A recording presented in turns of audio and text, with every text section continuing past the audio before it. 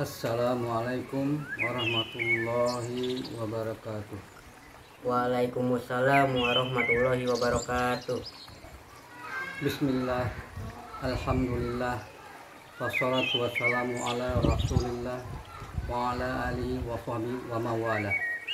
Rabbi shrah li sadri wa yassir li amri wahlul 'uqdatam min lisani yafqahu qawli. Nafal. Sekarang kita memasuki bab ke-12. Bapak akan mengisahkan tentang Nabi Idris alaihissalam. Idris alaihissalam adalah nabi kedua setelah Adam alaihissalam.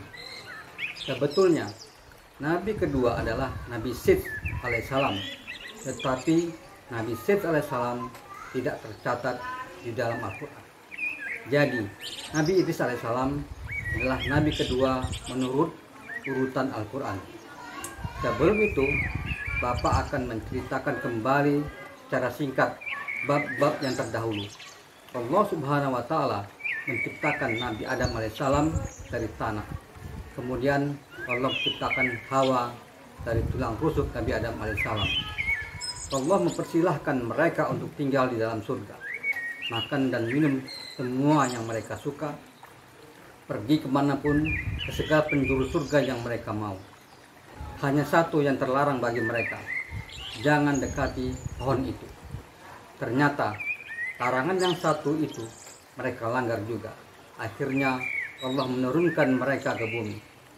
Nabi Adam alaihissalam diturunkan di daerah India, sedangkan Hawa diturunkan di Jeddah.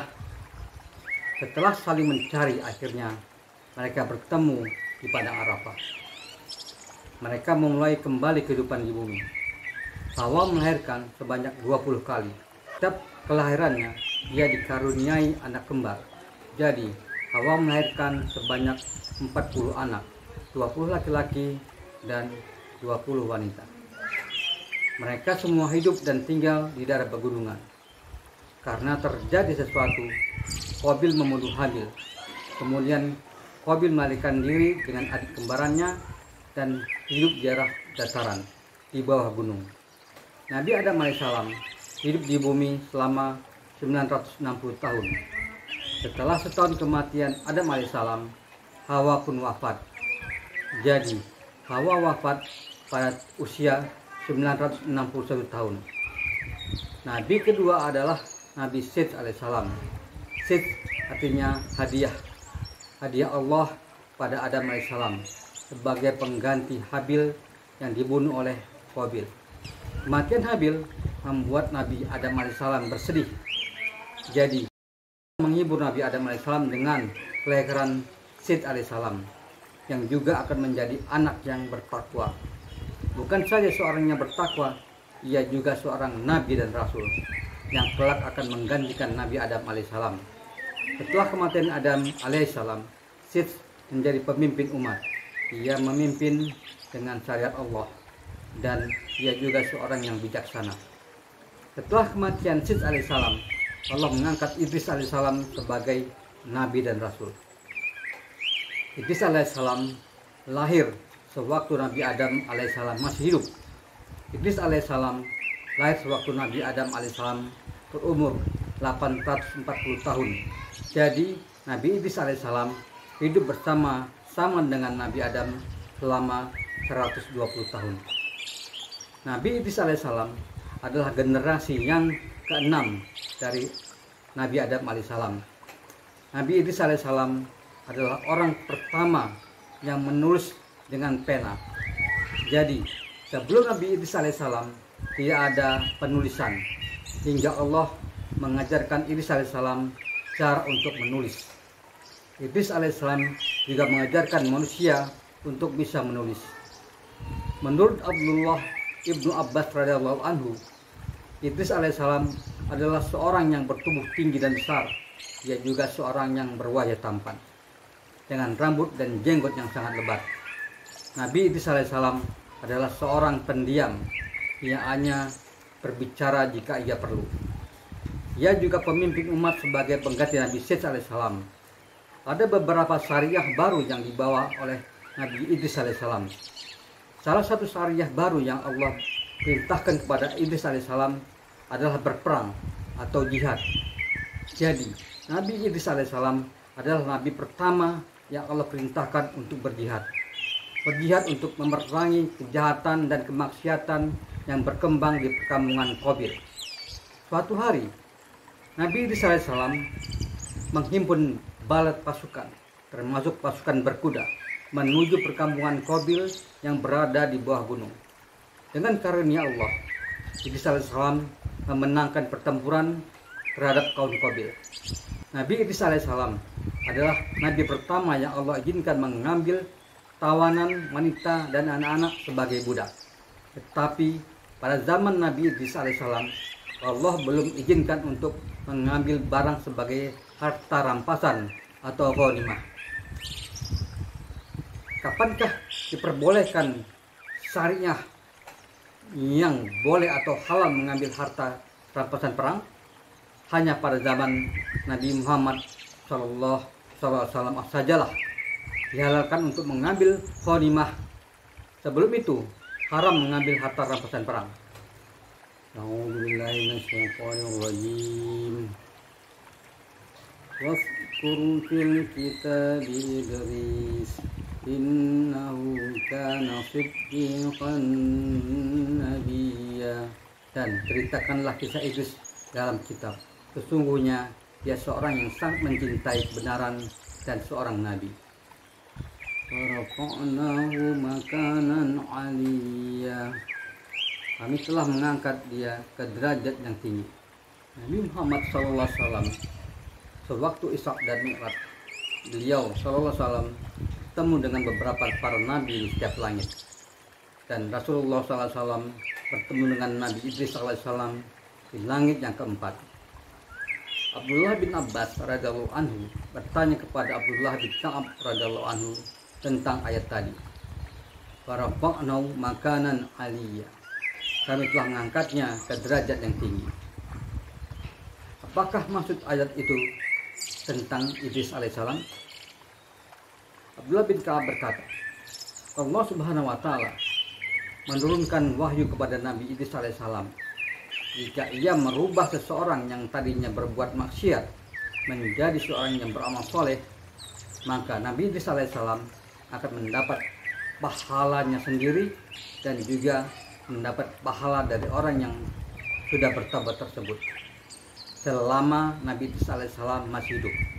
Jadi selama ia masih hidup, setiap pahala orang yang beramal soleh akan mengalir kepada dirinya tanpa mengurangi pahala orang yang bertobat tersebut.